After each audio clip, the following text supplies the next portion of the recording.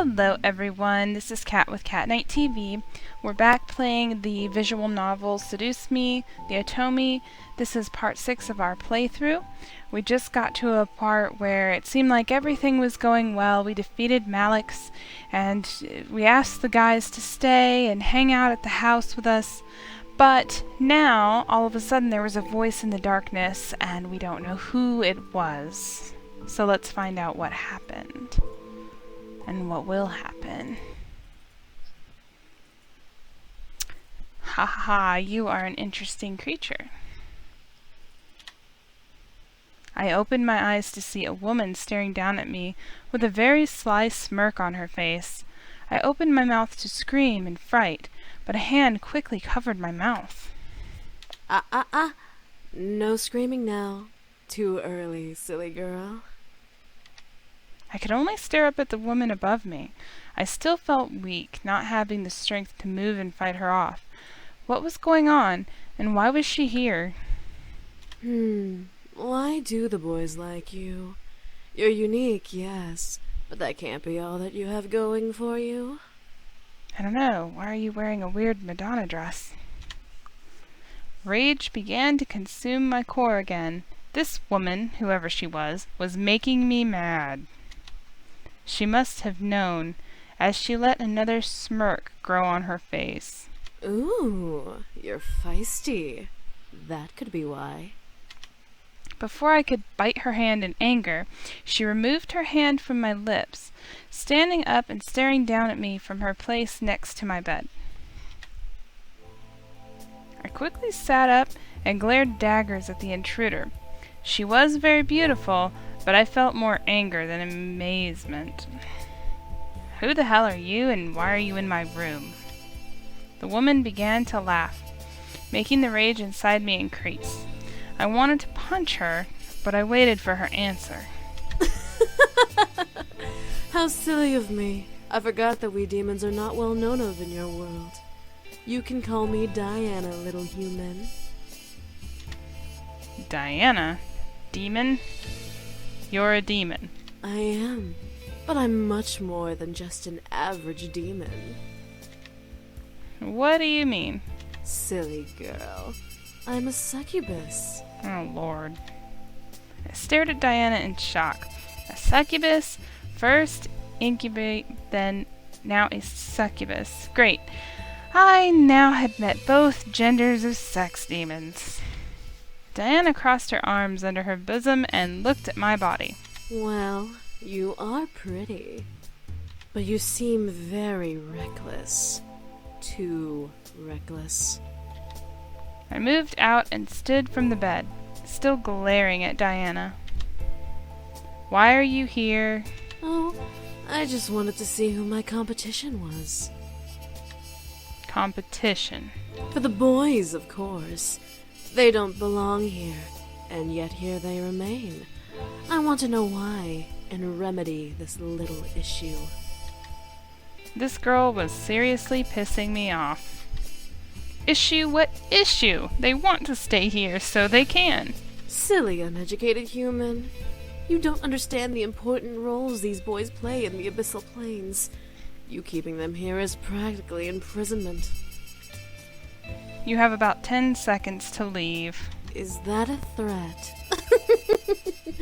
How cute. What are you going to do?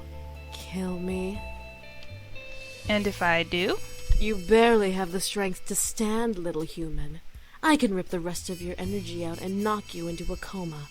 You'll never be able to wake up again. Touch me and I'll... Enjoy every minute of it. I felt my body freeze and heat up to an almost painful haze. My mind began to feel fuzzy as Diana stepped to me and caressed my cheek. Now, you're going to listen to everything I say without any questions. Got it? I nodded. Good. I plan to bring the boys back to the abyssal planes. Why?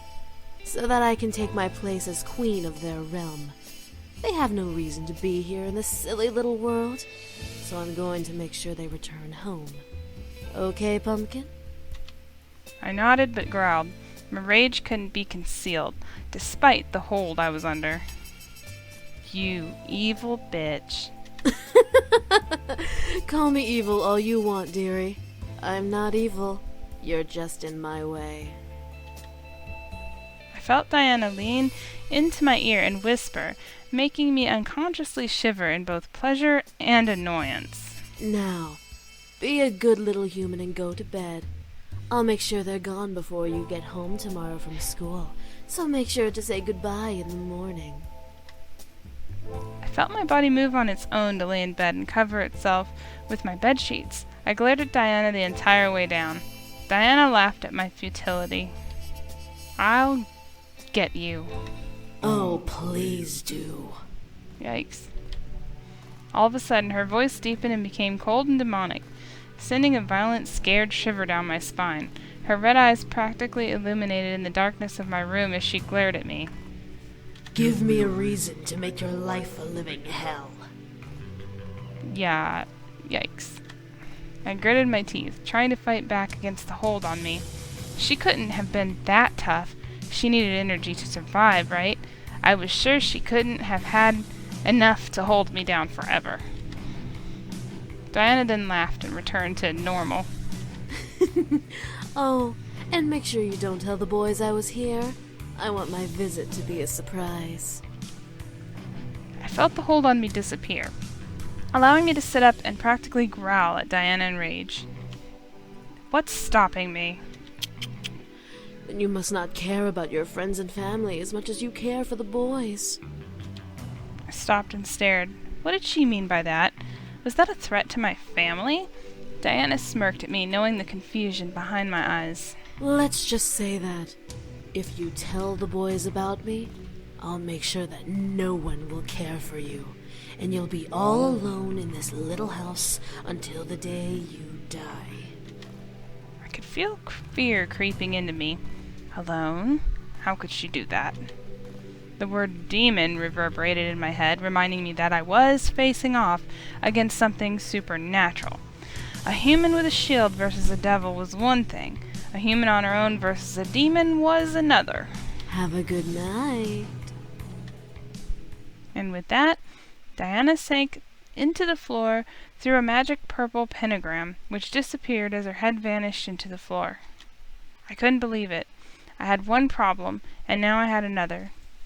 Instead of a crazy psycho devil who wanted to kill me and the boys, I had a succubus wanting to ruin my life and take the boys away. Could my life get any worse? No, I wasn't going to let her win. She's not as powerful as she looks, I know it. I had to mentally confirm it. She wasn't going to win. The boys wanted to stay with me. I let out a sigh before closing my eyes, affirming my plan of action. No matter what she was going to do, I was going to beat her. Eventually, the morning arrived and the sun screamed at me to get up. Surprisingly, I woke before my alarm clock once again, which was nice.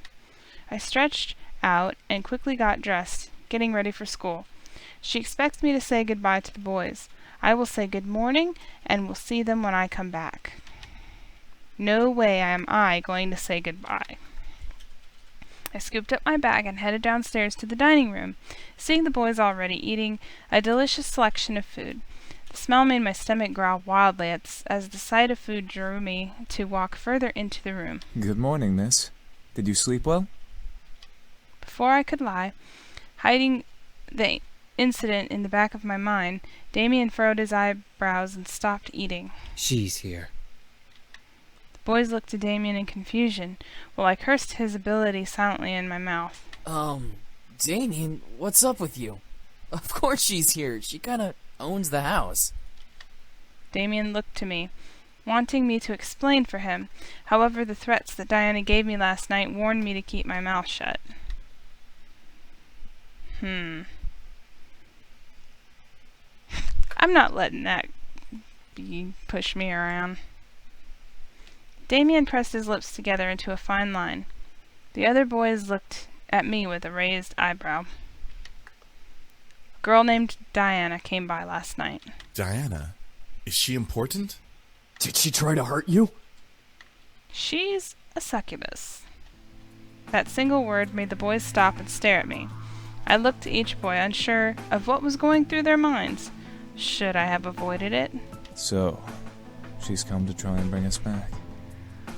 She must really be desperate. Well, what should we do now? Nothing. She'll give up eventually. Will she? The boys continued to look at me as if I knew the answer to that question. Damn it, Damien. She said that if I told you, she'd make my life a living hell. She can't possibly do that, right? She's not a devil. No, she isn't. However, she is a very powerful demon. She's a master of mind manipulation and has been trained in illusion. Unlike other demons who use strength to get power, she uses her charisma. She has the power to make armies bow to her and obey her every whim. Lovely. That's why she's so obsessed with us. What? What do you mean? Well, she sort of has family ties to us. She was promised to marry one of us in exchange for more power. She's just some whacked up hussy who doesn't know how to close her legs. She's not a real threat. Wow, Sam. Oh, really? I feel insulted. The boys and I looked around the room, wondering where the voice came from. I felt cold sweat run down the back of my neck in fear, remembering what kind of power she had. At last we saw Diana by the entrance of the kitchen, juggling a single red apple in her hand as she leaned against the archway. The boys quickly surrounded me, glaring at the intruder. So, you took up a human name as well. Beautiful name, isn't it? Well, for a human name, anyway. What the hell do you want? To bring you back, of course. However, you weren't supposed to know that I was coming. I completely forgot about that little mind-reading ability. My mistake. Diana pushed off from the archway and walked toward us, making the boys step closer to me in a protective circle. Diana laughed. My. What has the world come to? A group of demons protecting a human girl? I'll tell you right now, she's not that pretty. And from what I can tell, she's still a virgin. My face grew red in complete anger and embarrassment. How dare she?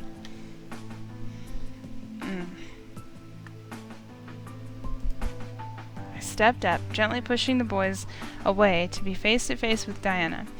I was furious and she was about to feel my wrath.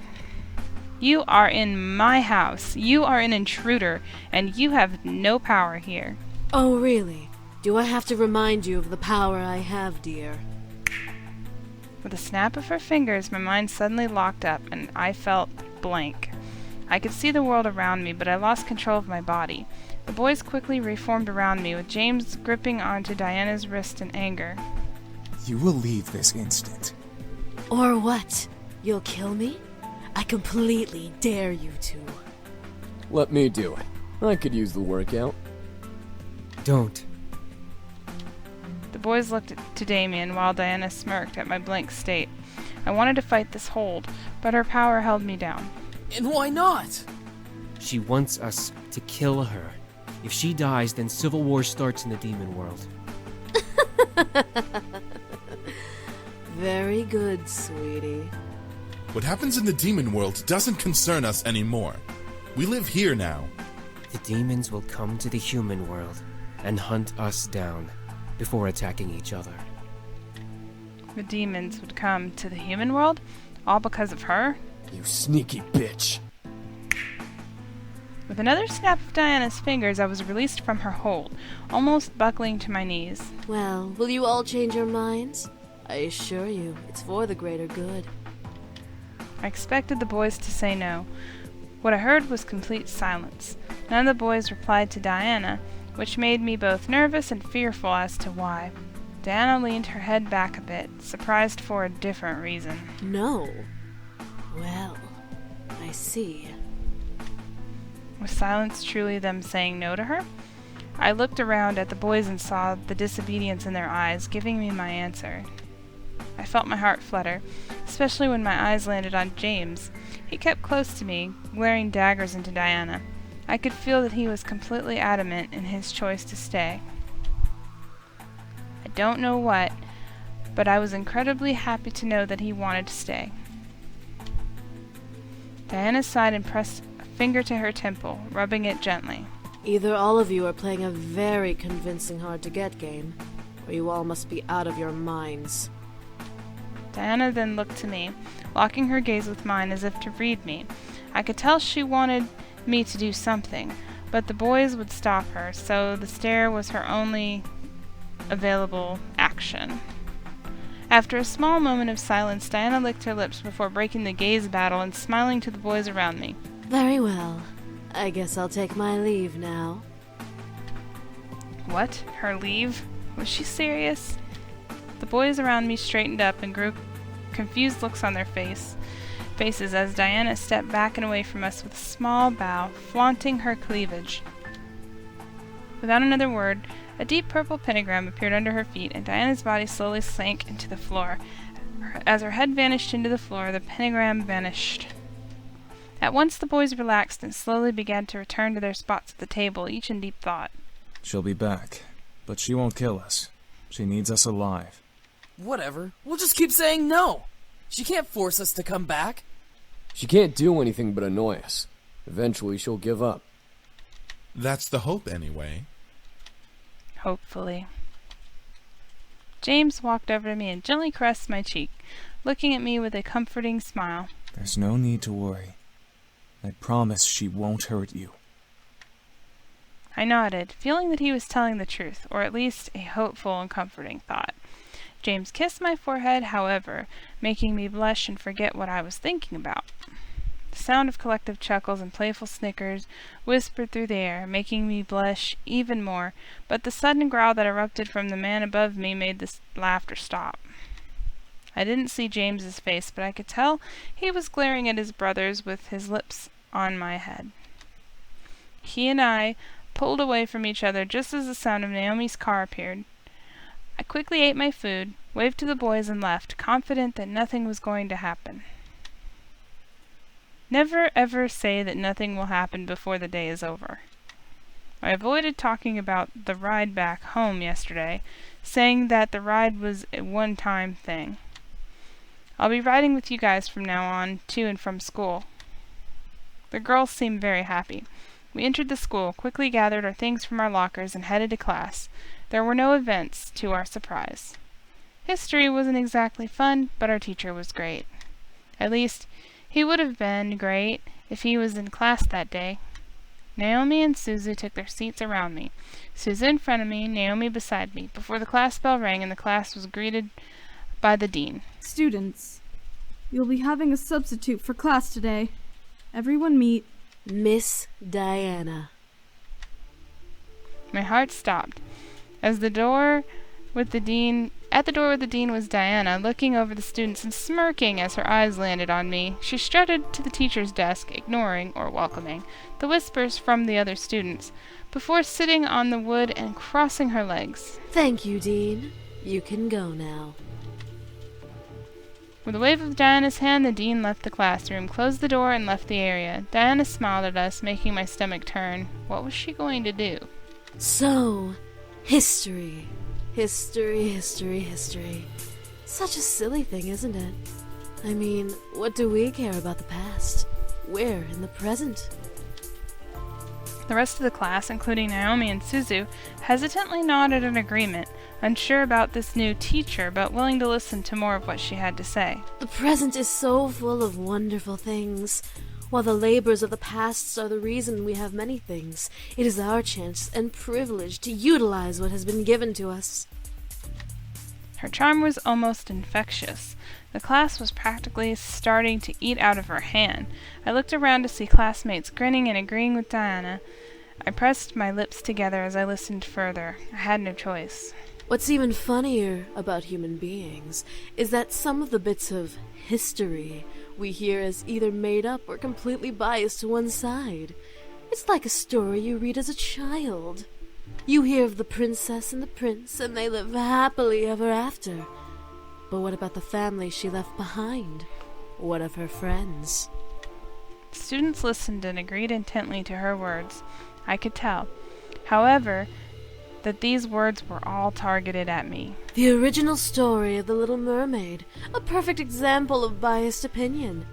Here we have a girl who thinks she can be with this prince, but this prince has to marry a princess. What would happen if the mermaid had her way? What makes the mermaid so important that the princess has to suffer the consequences? Let's keep quiet for now. I kept my mouth shut.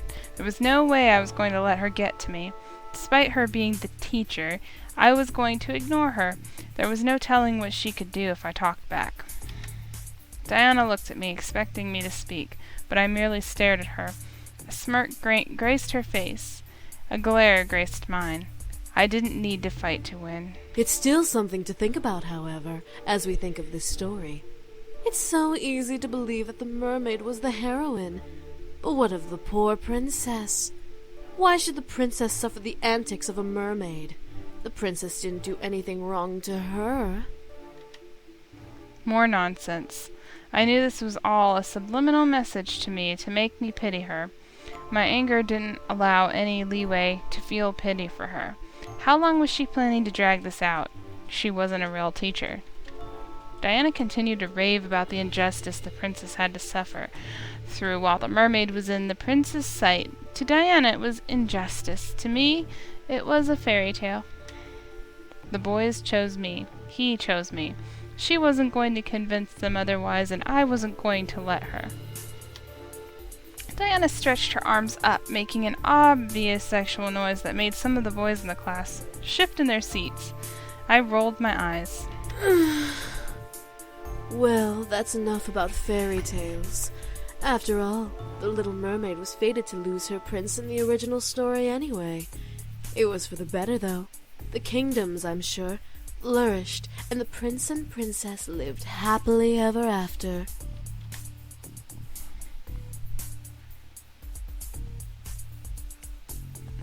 Finally I spoke up. I felt ballsy enough to challenge her at least. At last. The other students in class, including Susan and Naomi, turned to look at me in both shock and confusion. Diana looked over and smiled kindly. Because I have a hunch.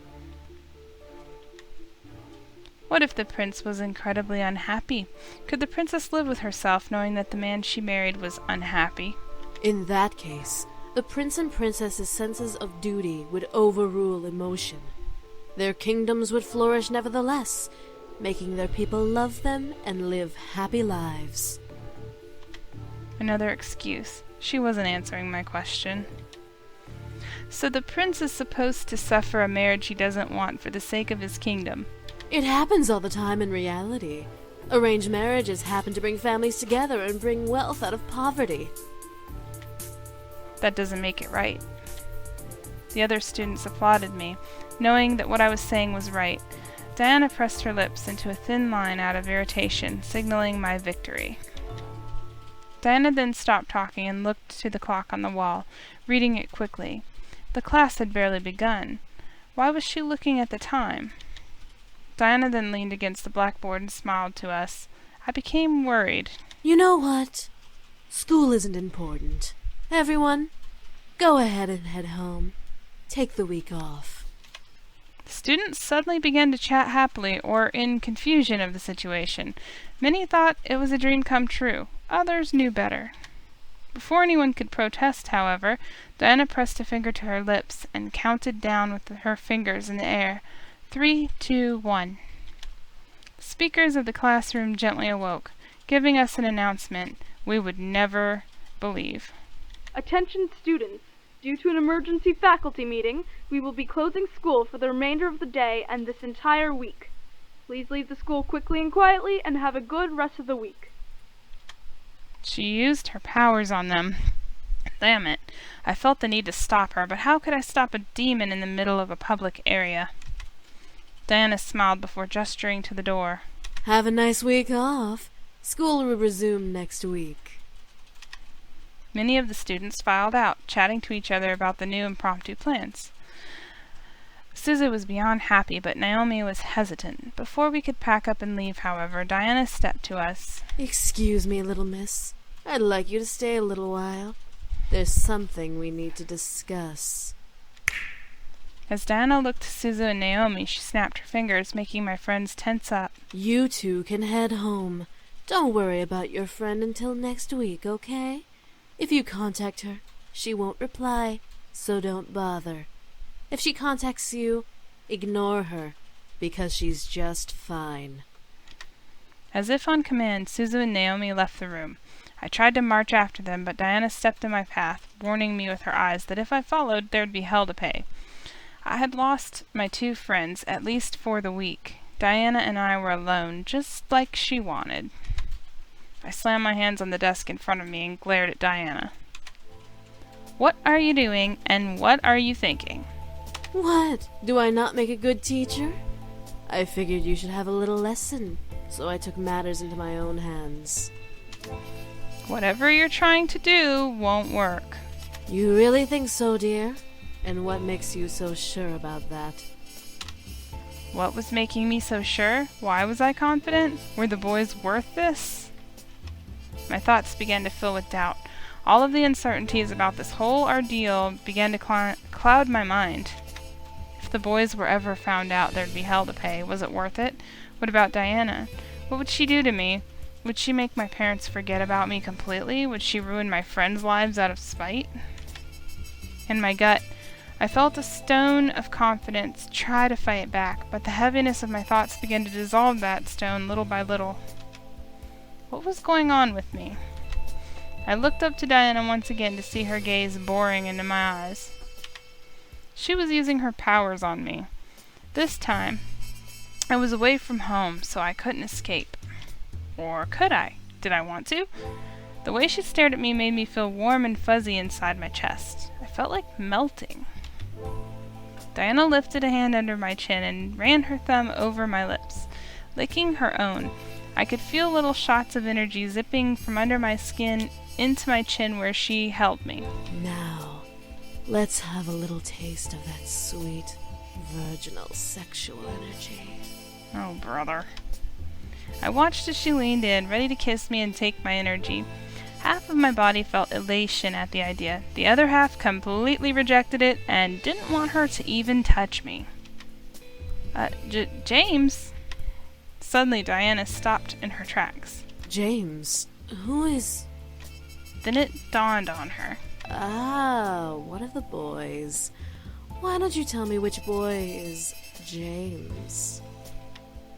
I felt myself nod in compliance. The oldest? Diana giggled in reply, before letting go of my face and stepping back. Really? The eldest son with you? I nodded once again, but this time it was partly my own decision to reply. Diana let out a sound that mimicked a cat's purr before stepping away from me. All right, then. Well, if it's the eldest son you're infatuated with, you should really rethink your romantic options. Diana chuckled before kissing my nose, where I felt a shot of energy zap out of my body, almost making me dizzy and recoil. Diana then turned to the desk and sat on the wood, crossing her legs. You can go now. Remember, no class for the rest of the week. And how am I supposed to get home? My two friends left me here thanks to you. Oh, were they your ride? My apologies. Let me help then. Diana then lifted her hand and snapped her fingers. I suddenly felt the floor sink from underneath me, forcing me to look down. A purple pentagram surrounded my feet, pulling me into the ground. Creepy. Whoa! Before I could fight it, however, I sank fully into the floor, fading into darkness and shutting my eyes. As I opened them, I felt my silk sheets around me, soothing my anxiety from the darkness that had previously surrounded me. What the... Why did Diana bring me home? Was this an illusion? Was I being tricked? Something was going on. I sat up in bed, looking around me. I was indeed in my room. There was no mistake about that. Why? Diana is too strange. Was this a game? Was this part of her plan to get the boys back? I was lost and confused more than ever, despite my logical thought trying to piece the puzzle that is Diana together. The more I tried to solve her, the less I understood about the situation I was in. I was interrupted, however, by my door suddenly opening, revealing the boys with Damien's hand on the doorknob. Miss, what are you doing here? Aren't you supposed to be in school? I furrowed my eyebrows and stared at Damien, asking him to answer their questions through my thoughts. Diana sent her back here. She invaded her school and sent all the students back home. What is that bitch up to? Seriously! Diana's playing around for no reason. Maybe it's part of her plan. The boys continued to argue back and forth about Diana, feeling an almost jealous curiosity in me. Damien seemed to be too deep within the talking to notice my thoughts, for he didn't even stop talking alongside his brothers. Why was Diana after them? Why did she want to bring them back? What was so important about the boys that she would travel to the human world to get them? What was going on? I decided enough was enough. I needed answers. Hey! The boys stopped arguing, staring at me in surprise. I held my hands and fists on my lap, mustering the courage to continue to speak despite my abrupt shout. Why is Diana here? Why does she want to bring you all back? What exactly did you all run from? And why did you run from it? Miss, Don't miss me, please. I need to know what is going on. I won't be left in the dark about this. I want to know what I'm facing. The boys looked at each other hesitantly, unsure of what to reply. Finally, Sam pushed Damien toward the bed, making him buckle and land on his knees with his torso over the edge of the mattress. Damien, do the thing. The thing? What thing? Sam, you're not suggesting. Why not? She deserves to know everything, especially if Diana is targeting her. Sam's right. I guess we have no choice then. I was getting confused. What was Damien about to do? Damien stood before climbing onto the bed with me, sitting across from me on his knees. We're going to show you everything. You have to trust me, okay? The minute you stop trusting me, the vision will stop. Vision? Please, just trust him. I looked at James, unsure of what was going on, but I nodded. If this was the only way to learn, then this was my chance to know.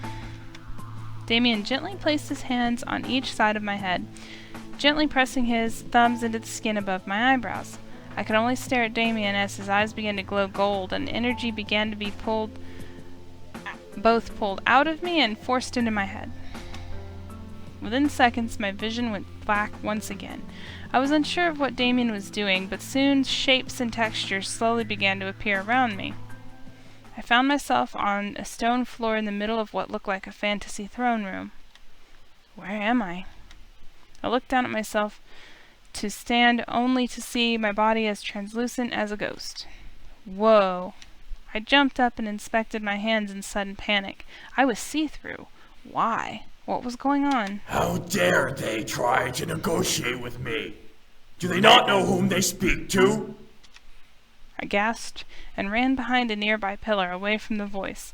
The sound of his anger and his words frightened every bone in my body, turning me into a frightened child. My lord, please calm yourself. Calm? You're merely testing my resolve. I have more than half of a mind to send my greatest armies to take what should be mine. They are mere insects in the way of my kingdom's expansion. They merely asked for a marriage joining. So I'm to bow to them and share my land that I have so rightfully conquered? I peeked from behind the pillar to see a large demon covered in royal clothes, but buff enough to be a military commander. His rage practically emanated from his body as he growled at his servant. They are willing to give their land to you, sire. All they ask is for one of your sons to marry their daughter, whom I might add is as beautiful as can be. This is ridiculous! To suggest that I need their approval to take their land is beyond insanity. What makes them think I care about their precious daughter? Did I mention that she is a prodigy of her kind, sire? A prodigy? Yes, my lord. This succubus is a master of her skills in magic and mind manipulation. She is said to sway armies with a snap of her fingers, despite being as young as she is. Impossible! If only it were, sire. This succubus is dangerous, but would be a great asset to have should we agree to this arrangement. The only reason she cannot faze you, my lord, is because you are the strongest demon in the plains. Is this supposed to change my mind? Yes, my lord. You are doing a terrible job at convincing me. My apologies, sire. I was lost. I could tell that they were talking about Diana, but why? Father. I quickly turned my head to see another demon, who looked like a mere child, staring at the demon commander on the throne. Father. Raystrow, have you finished your training? Yes, Father. Then what do you want?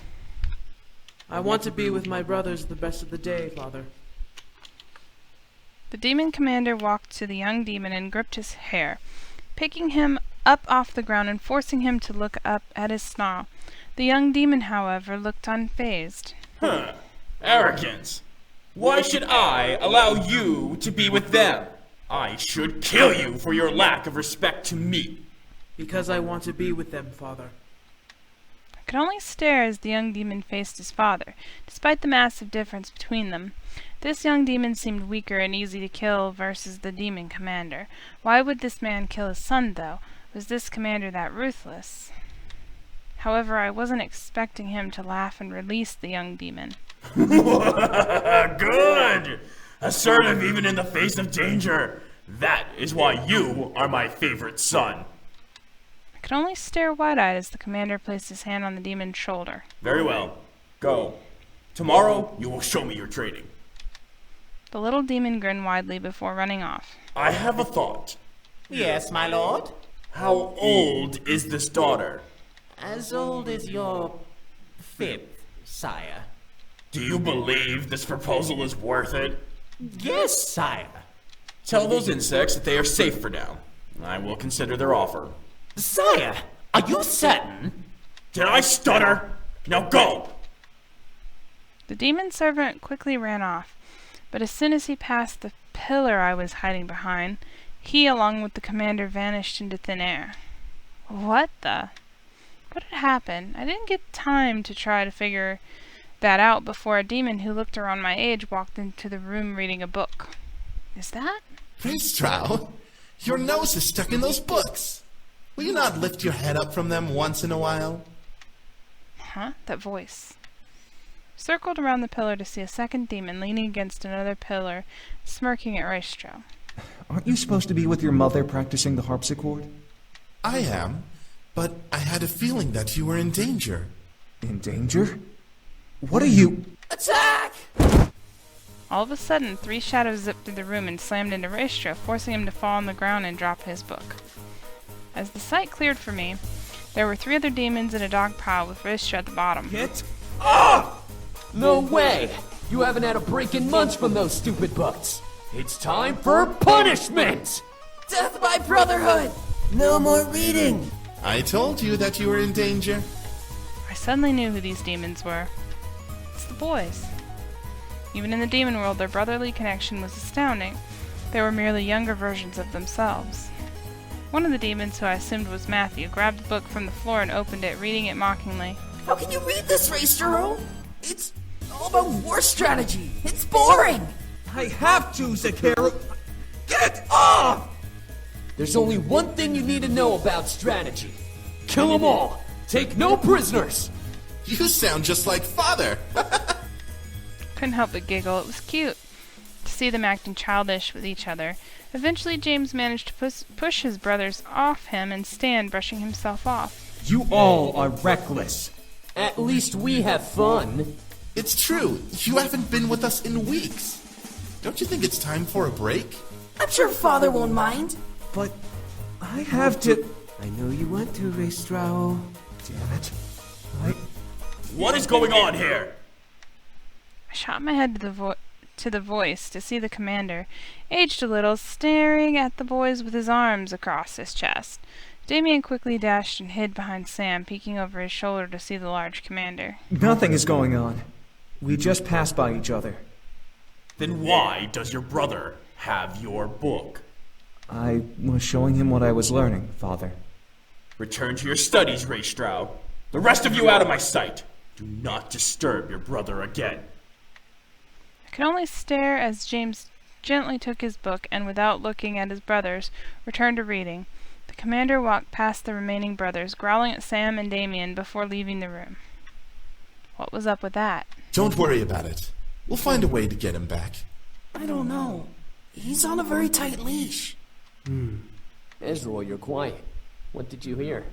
He's going to a negotiation meeting. He's going to arrange a marriage. A marriage? For who? It must be for one of us. He hasn't decided who will marry her. It's a girl from a kingdom he wants to take over. But that's uncharacteristic of him. Usually he'd just attack with the army. Whatever the case is, one of us is getting married. I hope it isn't me. What about Ray Straw? He's the eldest. It would make sense, but having a succubus marrying one of us means that she'll be practically married to all of us. Well, what should we do? Before the conversation could continue, the boys vanished into thin air, fading into different colored mists. They were replaced by an older Damien and Matthew sitting with each other in the middle of the throne room. Do you think we should? I really want to. I want to as well. Still, it'll be hard to convince Raysturo, since he's the one about to be married, and he's the favorite. We don't know that, Zakeru. Maybe she's set to marry you. No way! I don't want to get married. I don't think you'll have a problem with that baby face of yours. I looked over to see Sam join the duo, crossing his arms and raising an eyebrow at his brothers. What are you two talking about? We got into contact with the human world again. Come on, Ezra. You give humans too much attention. No way! You gotta listen!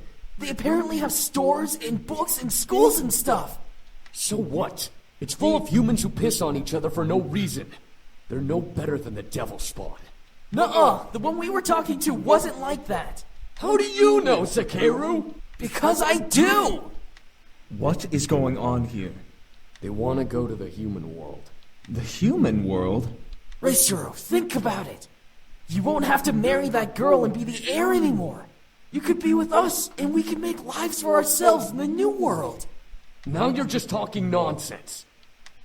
I vote that we do it. Huh? Oh, not you two. Think about it. This may be our chance to finally get away from this political nonsense we're stuck in. We may be nobles, but we're still our own beings. Ristrao is in. What? Azrael! Whoa! So how do we get there? Are you kidding me? You don't even know how we'd get there.